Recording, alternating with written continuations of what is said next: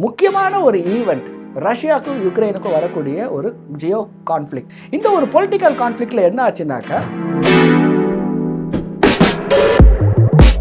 நம்ம central banks எல்லாம் தங்கம் வாங்குற மாதிரி சில்வரை வாங்கினதே கிடையாது இதற்கு ஹிஸ்ட்ரியில். ஆனால் முதல் முறையாக இன்னைக்கு தங்கத்தோட டிமாண்ட் அதிகமாக இருக்கிறதுக்கு reason, number one reason, only reason எது அப்படின்னாக்கா, இந்த ரெண்டு இன்சிடென்ட்டுமே முடிவுக்கு வந்துடுச்சுனாக்கா ஆர்பிஐ தங்கம் வாங்குறத நிறுத்திடுவாங்க.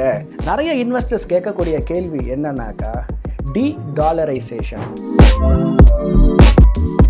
Views and opinions expressed in this interview are solely those of the guest or expert and do not necessarily reflect the views of this channel. The content shared is for educational and informational purposes only and should not be treated as financial or investment advice. Mutual fund and securities investments are subject to market risks. Past performance is not indicative of future results. Viewers are strongly advised to consult with a SEBI-registered financial advisor before making any investment or financial decisions. Finance today நேயர்களுக்கு வணக்கம். இந்த channel மூலமாக சந்திக்கிறதுல ரொம்ப சந்தோஷம். தங்கம் விலை எதனால் ஏறுது? கோவிடுக்கு அப்புறம் பார்த்தீங்கன்னா தங்கத்தோட அப்ரிசியேஷன் ரேலி அதிகமாகவே இருந்துகிட்டு இருக்கு. முதல் ரீசன், தங்கம் 2012 2019 வரைக்கும் எந்தவித ரிட்டர்னுமே கொடுக்கல. எந்த அசட் ரிட்டர்ன்ஸை கொடுக்கலையோ, ஒரு long period of time consolidation ஃபேஸில் இருக்குதோ, அந்த அசட் என்ன பண்ணும், வருங்காலத்தில் ஒரு ரேலி இருக்கும். ஸோ ஃபர்ஸ்ட் ரீசன் என்னன்னாக்கா, லோ வேல்யூவேஷன். தங்கம் வச்சுருந்தவங்க ஆல்மோஸ்ட் 8 வருஷத்துக்கு 0 ரிட்டர்ன் தான் பார்த்துருந்தாங்க. நீங்கள் 2012 வாங்கியிருந்தீங்கன்னா 19 வரைக்கும் ரிட்டர்னே இல்லை உங்களுக்கு. சரி, இப்போ தங்கம் ஒரு 2020 ஒரு பெரிய ரேலியை பார்த்துக்கிட்டு இருக்கு. என்ன ஒரு பெரிய ரீசன்? நம்பர் 1 வேல்யூவேஷனை பார்த்துட்டோம் நம்ம. நம்பர் 2 பார்த்தீங்கன்னா, முக்கியமான ஒரு ஈவெண்ட் ரஷ்யாவுக்கும் யுக்ரைனுக்கும் வரக்கூடிய ஒரு ஜியோ கான்ஃப்ளிக்ட். இந்த ஒரு பொலிட்டிக்கல் கான்ஃப்ளிக்டில் என்ன ஆச்சுனாக்கா, அமெரிக்கா என்ன சொன்னாங்க, ரஷ்யாவை உடனே அந்த ஒரு போரை நிறுத்தணுன்னாங்க. இதே வரைக்கும் அமெரிக்கா என்ன சொன்னாலும் ரஷ்யா அதை கேட்கறது இல்லை. அதுக்கு அவங்க நிறைய சாங்ஷனை வச்சாங்க. அண்ட் ரஷ்யாவோட இன்வெஸ்ட்மெண்ட் யூஎஸில் நல்லிஃபைடு அப்படின்னு சொல்லிட்டு டிக்ளேர் பண்ணாங்க. ஸோ இதை என்ன பண்ணாங்க, உலகத்தில் இருக்கிற எல்லா நாடுமே பார்த்தாங்க. நமக்கும் இதை மாதிரி ஒரு சூழ்நிலை வரலான்னு அவங்க புரிஞ்சுக்கிட்டு தங்கத்தை எல்லா சென்ட்ரல் பேங்க்ஸு வாங்க ஆரம்பித்தாங்க. China, Russia, Germany, Singapore, India, Turkey, இதை மாதிரியான ஒரு கண்ட்ரிஸ் எல்லாம் சென்ட்ரல் பேங்கே தங்கத்தை வாங்க ஆரம்பித்தாங்க. இதுதான் தங்கத்தோட டிமாண்டை அதிகப்படுத்தின ஸ்டார்டிங் பாயிண்ட். நம்ம என்ன பண்ணிட்டு இருக்கோம், கல்யாணம் காட்சின்னு வரும்போது தங்கத்தை வாங்கிட்டே இருக்கோம். அந்த ஒரு டிமாண்ட் என்ன ஆகுது, கண்டினியூஸாக இருந்துக்கிட்டே இருக்கு. ஆனால் சென்ட்ரல் பேங்க் வாங்கும்போது அவங்க பல்காக வால்யூமில் வாங்குவாங்க. சரி, இது எப்போ கண்டினியூ ஆகிட்டே தான் இருக்கா? ஆமாம், இது கண்டினியூ ஆகிட்டே தான் இருக்குது. ஜியோ பொலிட்டிக்கல் கான்ஃப்ளிக்ட் இருக்கிற வரைக்கும் கண்டினியூ ஆகிட்டே இருக்கும். நம்பர் 1, ஓரளவுக்கு இந்த ரஷ்யா யுக்ரைன் வாரோட அக்ரெசிவ்னஸ் கம்மியானாலும் அந்த ஒரு ட்ரேட் கான்ஃப்ளிக்ட் அதிகமாகிடுச்சு. எப்பெல்லாம் இது மாதிரியான ஒரு சூழ்நிலை வருதோ தங்கத்தோட டிமாண்ட் அதிகமாகிட்டே இருக்கும். இதுதான் ரீசன் இது. ஸோ ஃபோர்காஸ்ட் அடுத்த ஒரு 12 to 18 மாதத்துக்கு எப்படி இருக்கும்? நீங்கள் பார்த்த ஒரு ரேலி கண்டிப்பாக இருக்காது. 2024 2025 பார்த்தீங்கன்னா தங்கம் ஒரு 30% ரேலியை கொடுத்துருக்கு இது வரைக்கும், செப்டம்பர் வரைக்கும். ஸோ இதே மாதிரி இன்னொரு ஒரு 30% அடுத்த ஒரு வருஷத்துக்கு ரேலி கொடுக்குமானா கொடுக்காது. ஒரு மார்ஜினல் இன்க்ரீஸ் கண்டிப்பாக இருக்கும். தங்கத்தோட ஒரு கசின் சிஸ்டர் அப்படின்னு சொல்லலாம் சில்வர் இண்டஸ்ட்ரியல் யூசேஜ் இருக்கக்கூடிய ஒரு ப்ரீஷியஸ் மெட்டல், தங்கம் மாதிரியே. பட் இது வரைக்கும் பார்த்தீங்கன்னா சில்வருக்குன்னு ஸ்டோரேஜ் வேல்யூ கிடையாது. ஃபார் எக்ஸாம்பிள், நம்ம சென்ட்ரல் பேங்க்ஸ் எல்லாம் தங்கம் வாங்குற மாதிரி சில்வரை வாங்கினதே கிடையாது இதற்கு ஹிஸ்ட்ரியில். ஆனால் முதல் முறையாக ரஷ்யாவும் சவுதி அரேபியாவும் போன மாதம் ஆகஸ்ட் 2025 வாங்கியிருக்காங்க. ஸோ சில்வர் இண்டஸ்ட்ரியல் யூசேஜும் இருக்குது, இப்போ ஸ்டோரேஜ் வேல்யூவும் இன்க்ரீஸ் ஆகுது. தங்கத்தை ஒரு 10-15% உங்கள் நெட்வொர்க்கில் ஆட் பண்ணுங்கள். கூடவே ஒரு 3 to 5% சில்வரையும் ஆட் பண்ணுங்கள், வேல்யூபிளாக இருக்கும் உங்களுக்கு. நிறைய இன்வெஸ்டர்ஸ் என்ன நினச்சிட்டு இருக்காங்கனாக்கா, தங்கத்தோட அவைலபிலிட்டி ரொம்ப லிமிட்டட், இதுக்கு மேலே தங்கத்தை மைன் பண்ண முடியாது, அதனால தான் அதுக்கு ஒரு ஸ்கேர்சிட்டி வேல்யூ இருக்குது. உண்மை, yes, it is limited. But தங்கத்தோட அவைலபிள் வேல்யூ என்ன மைன் பண்ணுறதுக்கு இருக்கிற அவைலபிள் வேல்யூவோ அதை விட சில்வரோட வேல்யூ ரொம்ப ஸ்கேர்சிட்டி அதிகமாக இருக்குது. அந்த ரீசன் எதனாலனாக்கா, இது வரைக்கும் சில்வரை நம்ம ஒரு ப்ரீஷியஸ் மெட்டலாக மட்டும்தான் பார்த்துட்டு இருந்தோம் ஒரு 10 வருஷம் முன்னாடி வரைக்கும், 2015 வரைக்கும். இப்போ என்ன ஆயிடுச்சுனாக்கா, நிறைய எலக்ட்ரிக் கார் வந்துடுச்சு, நிறைய செமிகண்டக்டர்ஸ் வந்துடுச்சு, நிறைய எலக்ட்ரானிக் கேட்ஜெட்ஸ் வந்துடுச்சு. இதில் சில்வரோட அப்ளிகேஷன் நிறையவே இருக்குது. ஸோ சடனாக என்ன ஆயிருக்குனாக்கா, சில்வரோட டிமாண்ட் ஷூட் அப் ஆகிருக்கு, அதோட மைனிங் அவைலபிலிட்டியும் கம்மியாக இருக்குது, ஸ்கேர்சிட்டி வேல்யூ அதிகமாக இருக்குது. ஸோ தங்கத்தோட ஸ்கேர்சிட்டி வேல்யூ, வெள்ளியோட ஸ்கேர்சிட்டி வேல்யூவை கம்பேர் பண்ணி பார்க்கும்போது வெள்ளியோட ஸ்கேர்சிட்டி வேல்யூ தான் அதிகமாக இருக்குது. தங்கம் கொடுக்குற மாதிரி இது வரைக்கும் ஒரு ஷார்ப் ரேலி கொடுத்ததில்லை. ஆனால் லாஸ்ட் ஒரு 3 மாதத்தோட சில்வரோட ரேலியை மட்டும் எடுத்து பார்த்தீங்கன்னா ஒரு ஷார்ப் ரேலியை நீங்கள் பார்க்கலாம். கிராஜுவலாக அதோட வேல்யூ இன்க்ரீஸ் ஆகிறதுக்கு ஒரு பெரிய பாசிபிலிட்டி இருக்குது. தங்கத்தோட வேல்யூ அடுத்த ஒரு வருஷத்தில் இது கொடுத்த ரிட்டர்ன்ஸை திரும்ப ரிப்பீட் பண்ணுமா? ஒரு பெரிய ஒரு ஷார்ப் ரேலியை கொடுத்தது.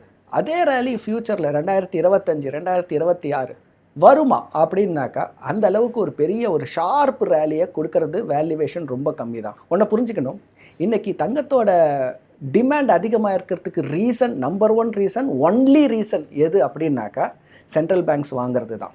ஏன்னா நம்ம என்ன பண்ணுறோம், ரீட்டைல் இன்வெஸ்டர்ஸ் என்ன பண்ணுறோம், அவங்களுக்கு தேவையான அளவுக்கு தங்கத்தை வாங்கிட்டே தான் இருக்கும். கல்யாணம் வரும்போதும் சரி, இன்வெஸ்ட்மெண்ட்டுக்காகவும் சரி வாங்கிட்டே இருக்கோம் நம்ம. ஆனால் இதுக்கான டிமாண்ட் இன்க்ரீஸ் ஆனதுக்கு ரீசன் சென்ட்ரல் பேங்க். இப்போது நீங்கள் யோசிச்சு பாருங்கள், சென்ட்ரல் பேங்க்ஸ் கண்டினியூஸாக இனிமேலும் வாங்குறாங்களா? வாங்குறதுக்கான சூழ்நிலை இருக்குதா? ஆல்மோஸ்ட் டேரிஃபை பற்றி நம்ம ஒரு வருஷமாக பேசிகிட்டு இருக்கோம். அது ஒரு எண்டுக்கு வந்துடும். கண்டிப்பாக இந்த செப்டம்பரில் வரலைனாலும் ஒரு டிசம்பருக்குள்ளே இதுதான் டேரிஃப் அப்படின்னு ஒரு முடிவாயிடும். அடுத்த வேலையை பார்க்க ஆரம்பிச்சிருவோம் நம்ம. நம்பர் 1. நம்பர் 2, ரஷ்யா யுக்ரைன் வார் ஆல்ரெடி கொஞ்சம் மெலோடவுன் ஆகியிருக்காது. அதுக்குமே ஏதோ ஒரு சீஸ்ஃபயர் இல்லை ஏதாவது ஒரு அக்ரிமெண்ட் வரத்துக்கான ஒரு வாய்ப்பு நிறையவே இருக்காது. இந்த 2 இன்சிடெண்ட்டுமே முடிவுக்கு வந்துடுச்சுனாக்கா ஆர்பிஐ தங்கம் வாங்குறத நிறுத்திடுவாங்க. உங்களுக்கு தங்கத்தோட ஒரு பெரிய ஒரு ரேலி என்ன ஆகும், தடைப்பட்டு போயிடும்.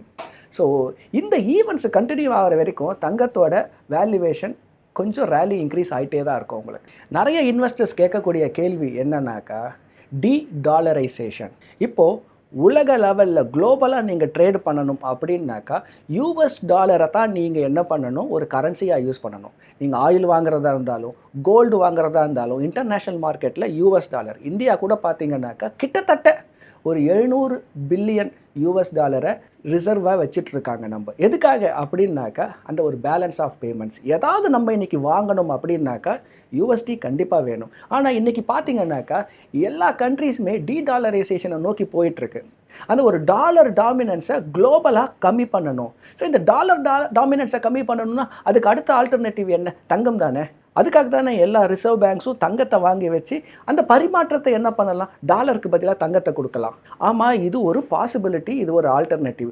ஆனால் எந்த ஒரு நாடுமே அந்த ஒரு ஃப்ரீ ட்ரேட் அக்ரிமெண்ட்டில், அந்த ஒரு ட்ரேடு நெகோசியேஷன்ஸில் தங்கத்தை வைக்கிறதுக்கு பதிலாக அவங்க என்ன பண்ணுறாங்க, 2 விஷயத்தை பண்ணுறாங்க. ஒன்று, அவங்க லோக்கல் கரன்சியை பெக் பண்ணுறாங்க அந்த இடத்துல. அண்ட் அவங்க அந்த நாட்டுக்கு கூட இருக்கக்கூடிய இம்போர்ட் அண்ட் எக்ஸ்போர்ட்டை ஸ்ட்ரென்தன் பண்ணுறாங்க. ஒரு உதாரணத்துக்கு, இதுக்கு முன்னாடி நம்ம ரஷ்யாவில் எக்ஸ் அப்படின்ற ஒரு ஆயிலை இம்போர்ட் பண்ணிட்டு இருந்தோம்.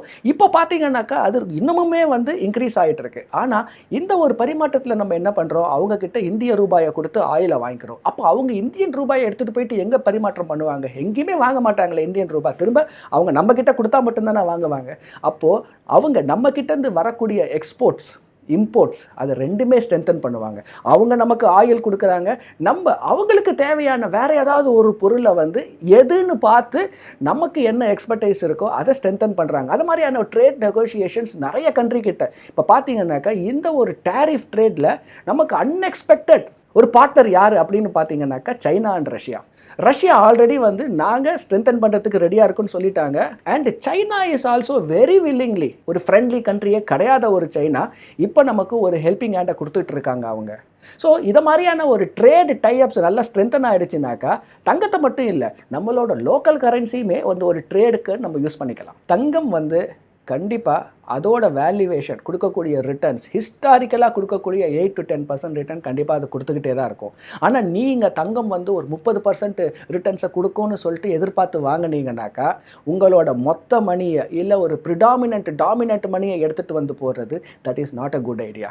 தங்கம் ஒரு ஹெட்ஜிங் இன்வெஸ்ட்மெண்ட். அது ஒரு 10% ரிட்டர்ன்ஸ் கண்டிப்பாக நீங்கள் எதிர்பார்க்கலாம், 9% ரிட்டர்ன்ஸ் கண்டிப்பாக எதிர்பார்க்கலாம். ஆனால் அதுக்கு தாண்டி ஒரு ரிட்டர்ன்ஸை எதிர்பார்க்க முடியுமா? நிச்சயமாக அது ஒரு கேள்விக்குறி தான். உங்களுக்கு ஏதாவது இன்வெஸ்ட்மெண்ட்டை பற்றி தெரியணும், இல்லை இந்த ஒரு பர்டிகுலர் டாப்பிக்கை பற்றி பேசுங்க அப்படின்னு ஏதாவது மனசில் இருந்துச்சுன்னா கமெண்ட்டில் போடுங்க. அந்த டாப்பிக்கை எடுத்து உங்களுக்காக அந்த வீடியோ கண்டிப்பாக பேசப்படும். உங்களுக்கு இன்வெஸ்ட்மெண்ட்டில் ஏதாவது கிளாரிஃபிகேஷன்ஸ் வேணும், இல்லை இன்வெஸ்ட்மெண்ட்டுக்கு கைடன்ஸ் ஹெல்ப் வேணும் அப்படின்னாலும் இந்த நம்பருக்கு கால் பண்ணுங்கள்.